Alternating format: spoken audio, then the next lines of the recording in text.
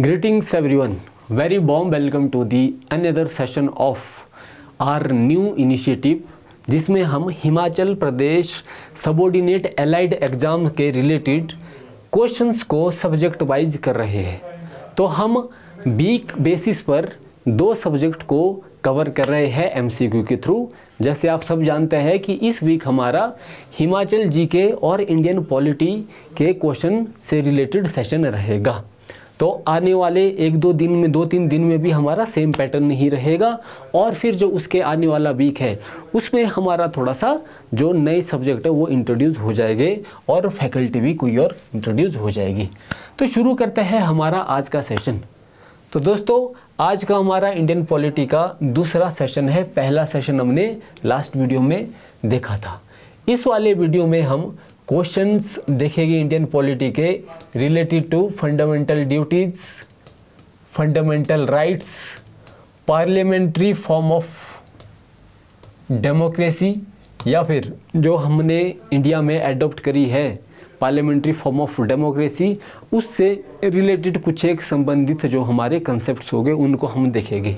तो शुरू कर देते हैं, जैसे जैसे आगे बढ़ेंगे फिर कंसेप्ट्स को भी समझेंगे साथ के साथ। ओके, तो first with reference to the anti-defection law in India, consider the following statements। Anti defection law के रिगार्डिंग में आपको फॉलोइंग स्टेटमेंट देखनी है। दो स्टेटमेंट है, स्टेटमेंट 1 एंड स्टेटमेंट 2, और फिर बताना है करेक्ट स्टेटमेंट कौन सी है इसमें से।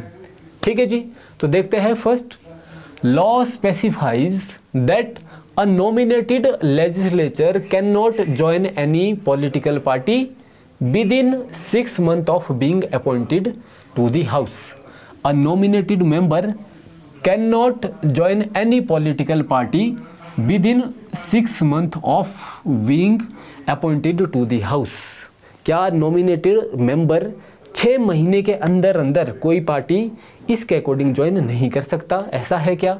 Law does not provide any time frame within which the presiding officer has to decide a defection case। तो अगर आप अटेम्प्ट कर सकते हैं, ठीक है जी। तो अगर हम बात करें एंटी डिफेक्शन लॉ की, it is mentioned under 10th schedule of Indian constitution. जो 10th शेड्यूल है उसके अंडर मेंशन किया गया है और इसको इंडियन कॉन्स्टिट्यूशन में 52nd कॉन्स्टिट्यूशनल अमेंडमेंट एक्ट 1985 के द्वारा इंसर्ट किया गया था। And what was the aim? तो this legislature prevent defection of a person from a political party to another political party. ये पर्सन को बचाता है कि जिस पॉलिटिकल पार्टी से कोई इलेक्टेड रिप्रेजेंटेटिव इलेक्ट हुआ है, अगर वो उस पॉलिटिकल पार्टी को डंप करके दूसरे पॉलिटिकल पार्टी में जाए तो उसकी मेंबरशिप, चाहे वो एमपीज है या फिर एमएलए है, उसकी वो मेंबरशिप ख़त्म हो जाएगी। ठीक है जी, तो ये सारी की सारी चीज़ें वो प्रिवेंट करता है ये वाला लॉ। अब इसके अंडर अगर आप देखो तो एमपीज और एमएलएज 3 तरीके से इलेक्ट हो सकते हैं, या फिर वहाँ पे दे आर एमपी और MLA by virtue of 3 type of. किस तरीके से हम देखते हैं। सबसे पहले तो अगर सारे एमपी की मैं बात कर रहा हूँ, एक तो है ऐसे एमपी और एमएलए जो कि किसी पॉलिटिकल पार्टी के हैं, यानी वो इलेक्ट हुए हैं किसी पॉलिटिकल पार्टी से, फॉर एग्जांपल या बीजेपी से हुए हैं या कांग्रेस से हुए हैं। तो अगर ये डिफेक्ट करते हैं, एक पार्टी को छोड़कर दूसरी पार्टी में चले जाते हैं, तो इनकी सदस्यता मेंबरशिप खत्म हो जाएगी। ठीक है जी। हालांकि इसकी भी एक्सेप्शन है कि इन केस ऑफ मर्जर इनकी ख़त्म नहीं होगी, बट हम बात कर रहे हैं नॉर्मल सर्कमस्टांसेस में। अगर कोई इंडिविजुअल किसी पॉलिटिकल पार्टी को, दूसरी पॉलिटिकल पार्टी को ज्वाइन करता है, तो इस केस में भी उसकी सदस्यता खत्म हो जाएगी। He will no more be a MP और एमएलए। सेकेंड टाइप के हम अगर एमपी और एमएलए को देखें तो वो हो गए आपके इंडिपेंडेंट एमपीज और एमएलएज, आज़ाद तौर पर जो आपके इलेक्ट हुए हैं। तो अगर वो किसी भी पॉलिटिकल पार्टी को ज्वाइन करते हैं तो उनकी सदस्यता भी ख़त्म हो जाएगी। In any given circumstances. क्यों? बिकॉज अगर ये आदमी इंडिपेंडेंट आज़ाद के तौर पर जीता है तो इसने जो पॉलिटिकल पार्टी है, रिकॉग्नाइज्ड पॉलिटिकल पार्टी, उसके कैंडिडेट को हराया है। यानी वहाँ के लोगों ने जो भी पॉलिटिकल पार्टी का जो उनका कैंडिडेट था उसको रिजेक्ट किया था और वहाँ के लोगों ने इंडिपेंडेंट आज़ाद कैंडिडेट को उनके प्रेफरेंस में उतारा था। तो ये एक्सपेक्ट किया जाता है इससे कि क्योंकि पार्टियों को रिजेक्ट किया था तो इसलिए इससे भी ये एक्सपेक्ट किया जाता है कि ये लास्ट तक उसी तरह से आज़ाद के तौर पर काम करे। अब अगर ये किसी पॉलिटिकल पार्टी को ज्वाइन कर देता है तो ये तो लोगों के मैंडेट के अगेंस्ट में हो गया, इसीलिए इस एंटी डिफेक्शन लॉ के अंडर इसकी सदस्यता समाप्त करी जाती है। और तीसरे टाइप के जो मेंबर्स होते हैं वो होते हैं आपके नॉमिनेटेड मेंबर्स। नॉमिनेटेड यानी इन्होंने कोई इलेक्शन नहीं लड़ा है एमपी या एमएलए बनने के लिए। अगर ये एमपी बने, फॉर एग्जांपल राज्यसभा में टोटल अलग अलग फील्ड से 12 मेंबर्स नॉमिनेशन के द्वारा बन जाते हैं आपके वहाँ के एमपी, राज्यसभा के एमपी। तो इनके रिगार्डिंग क्या प्रोविज़न दिया गया है एंटी डिफेक्शन में, वही हमें पूछा गया है। तो इनके रिगार्डिंग आपको ध्यान रखना है, अगर ये किसी भी पॉलिटिकल पार्टी को विदिन 6 मंथ ज्वाइन करे तो ये डिस्क्वालीफाई नहीं होगे। तब कब डिस्क्वालीफाई हो गए? अगर ये किसी भी पॉलिटिकल पार्टी को आफ्टर 6 मंथ ज्वाइन करते हैं तो ये डिस्क्वालीफाई होते हैं। अब आप इसमें देख लेना कि यहाँ पे क्या लिखा है, if they join political party with in 6 month, तो विद इन नहीं, आफ्टर 6 मंथ। बड़े ध्यान से आपको पढ़ना है, सिर्फ ये है, इसकी वजह से पूरी की पूरी गलत हो गई। सेकंड कहा गया है कि जो प्रिसाइडिंग ऑफिसर है, आप सब जानते होंगे कि एंटी डिफेक्शन लॉ में मेंबरशिप खत्म करी जा रही है। तो मेंबरशिप करता कौन है? Who is the judicial authority? वो है आपका प्रिसाइडिंग ऑफिसर। यानी अगर लोकसभा का एमपी उसको डिस्क्वालीफाई किया जा रहा है इसके अंदर, तो वो पावर गई फिर डिस्क्वालीफाई करने की स्पीकर के पास। और अगर बात हो रही है राज्यसभा की, तो राज्यसभा का प्रिसाइडिंग ऑफिसर होता है हमारा जो चेयरमैन होता है राज्यसभा का, that is vice president of India. तो ये दो लोग डिसाइड करेंगे जी, अगर जिस हाउस का मेंबर होगा उस हाउस के अकॉर्डिंग ये प्रिसाइडिंग ऑफिसर डिसाइड करेंगे। अब यहाँ पे सबसे बड़ा बोन ऑफ कंटेंशन क्या है दोस्तों?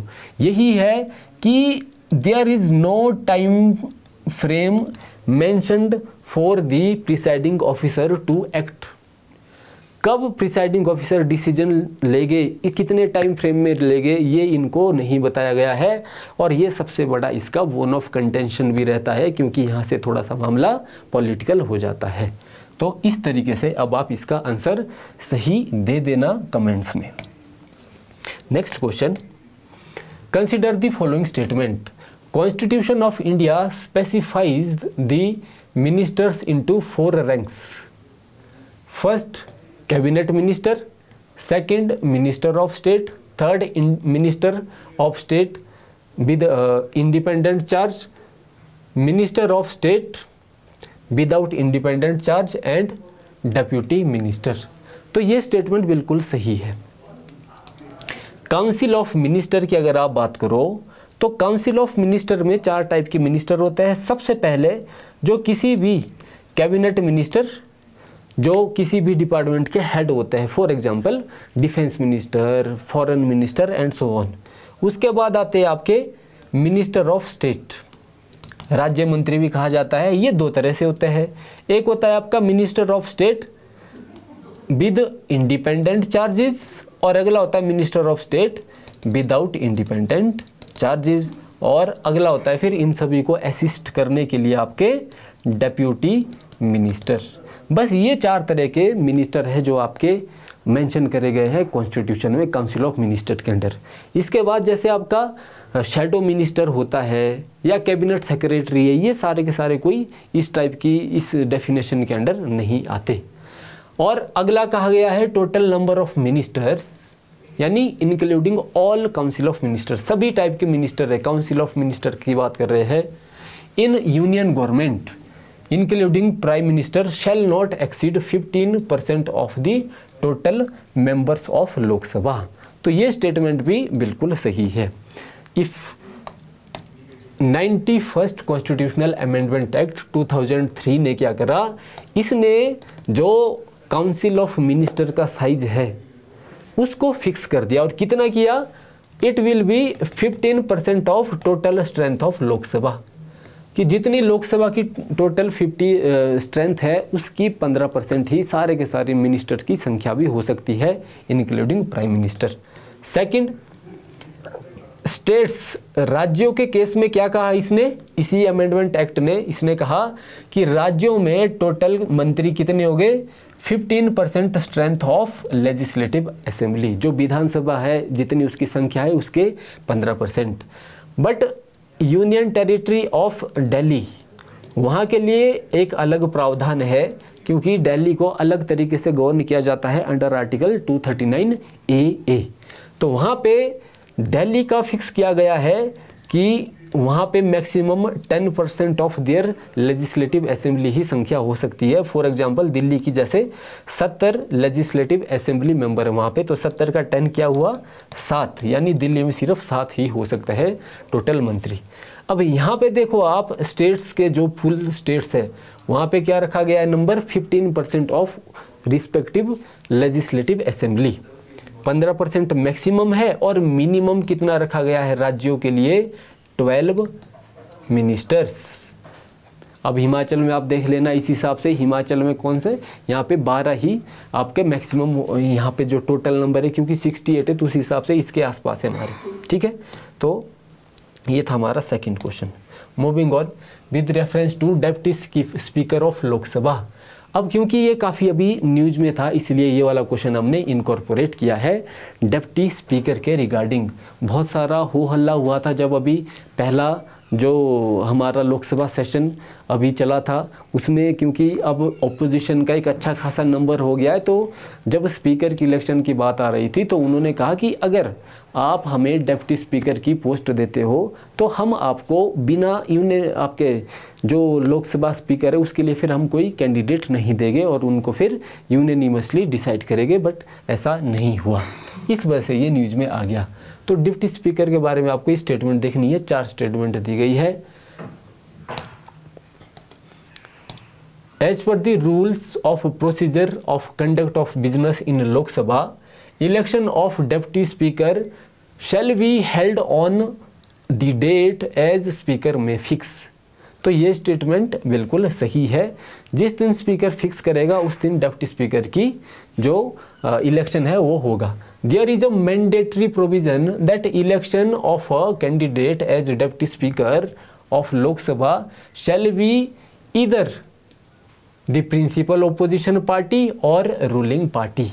तो ऐसा कोई मैंडेटरी प्रोविज़न नहीं है कि डेप्टी स्पीकर या तो रूलिंग पार्टी से ही होना चाहिए या फिर मेजर ओपोजिशन पार्टी से होना चाहिए, ऐसा कोई मेजर रूल नहीं है दोस्तों, ठीक है। जिसके पास नंबर होगा और जिसके पास मेजोरिटी होगी वो चाहे किसी भी पार्टी का है वो बन सकता है। तो फर्स्ट सही थी, सेकंड गलत होगी। Deputy speaker has the same power as the speaker when presiding over the sitting of a house and no appeal lies against his ruling. बिल्कुल सही बात है।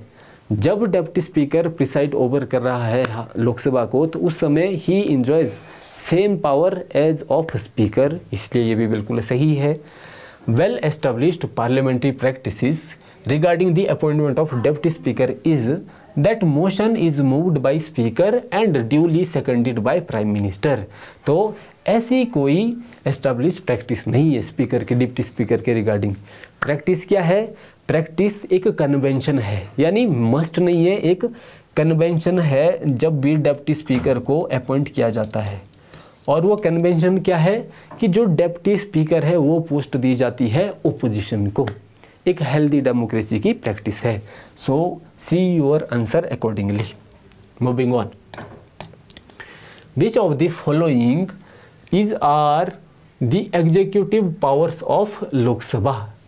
एक्सक्लूसिव पावर्स ऑफ लोकसभा, यानी ऐसी पावर इनमें से लोकसभा की कौन सी है जो सिर्फ और सिर्फ लोकसभा के पास है, राज्यसभा के पास नहीं है।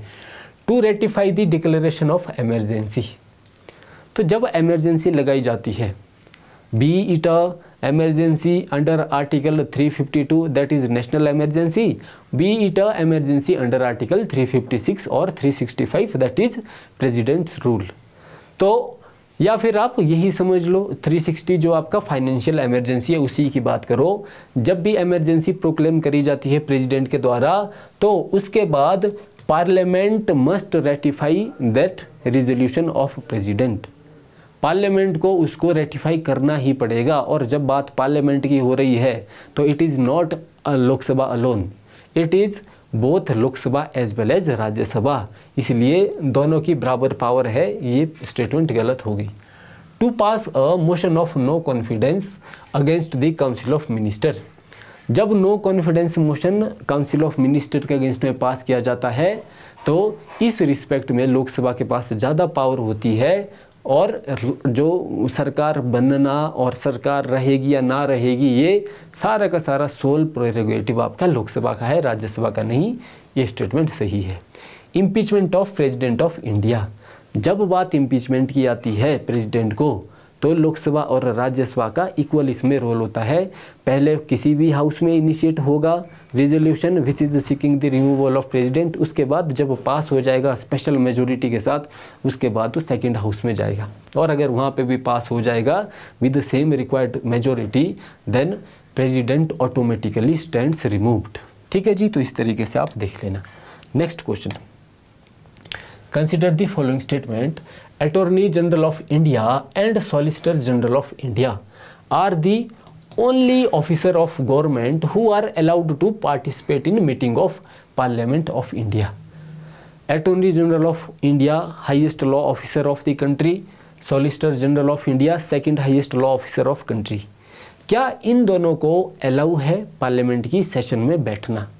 तो दोनों को नहीं दोस्तों, सिर्फ और सिर्फ अटॉर्नी जनरल ऑफ इंडिया को अलाउ है, सॉलिसिटर जनरल ऑफ इंडिया को नहीं है पार्लियामेंट के किसी भी प्रोसीडिंग में।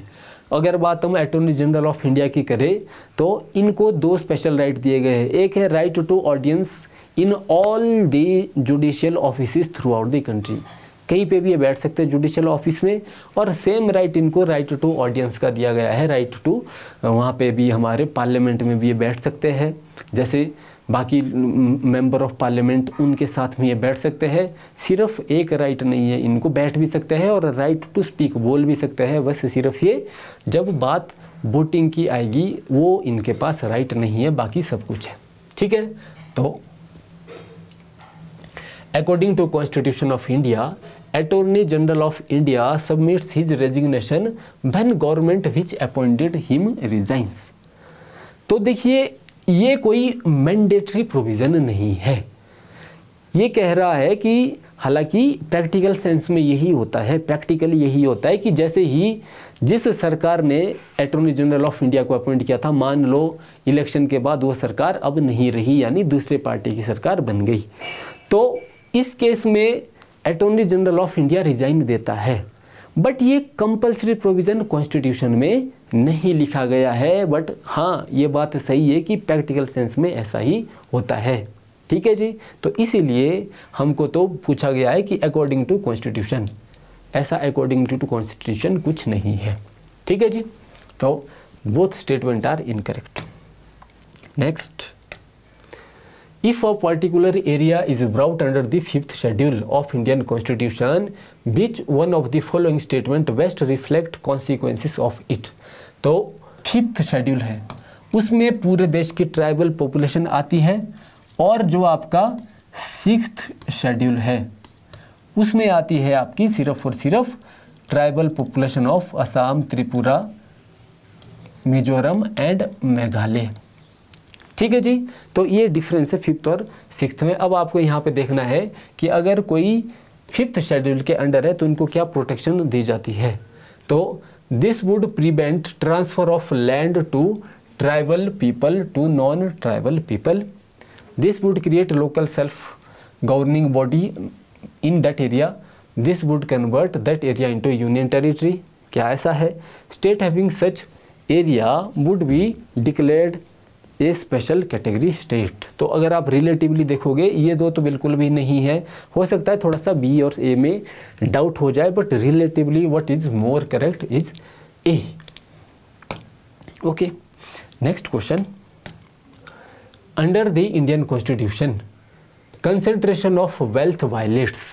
इंडियन कॉन्स्टिट्यूशन में कंसेंट्रेशन ऑफ वेल्थ अगर हो रही है, कंसेंट्रेशन ऑफ वेल्थ यानी जो संपत्ति है या फिर मीन्स ऑफ प्रोडक्शन है वो कुछ एक फ्यू हैंड्स के फ्यू लोगों के पास जा रही है, जैसे आज के समय में भी है, यानी देयर इज ह्यूज इनइक्वालिटी। तो अगर ऐसा है तो ये क्या वायलेट कर रहा है? राइट टू इक्वालिटी जो फंडामेंटल राइट है उसको, या फिर डीपीएसपी जो directive principle of state policy है, right to freedom, concept of welfare state. तो इसका आंसर है डीपीएसपी। अगर आपने कभी आर्टिकल 39 ध्यान से देखा होगा तो वो ये बात करता है, constitution India that state shell direct it's policy towards securing the operation of the economic system does not result in the concentration of wealth and means of production. कि सरकार को ये सुनिश्चित करना होगा कि जो कंसेंट्रेशन ऑफ वेल्थ है, जो मीन्स ऑफ प्रोडक्शन है, वो कुछ एक हाथों में ना चले जाए। ठीक है जी। Next, consider the following statement with respect to Bharat Ratna and Padma awards. ठीक है, उसके बारे में ये स्टेटमेंट दी गई है। Bharat Ratna and Padma awards are title under article 18(1) of Indian constitution. क्या 18(1) ऑफ जो 18 आपका एबोलिशन ऑफ टाइटल्स है, आपका फंडामेंटल राइट है इक्वलिटी में से जो आर्टिकल 18 है, क्या उसमें भारत रत्ना जो कि हमारा हाईएस्ट, चलिए पहले ये समझते हैं, अगर हम सिविल ऑनर की बात करें, हाईएस्ट सिविल ऑनर, तो भारत रत्ना भारत का highest civil first top civil honour है, और उसके बाद सेकंड आता है आपका पद्मा विभूषण।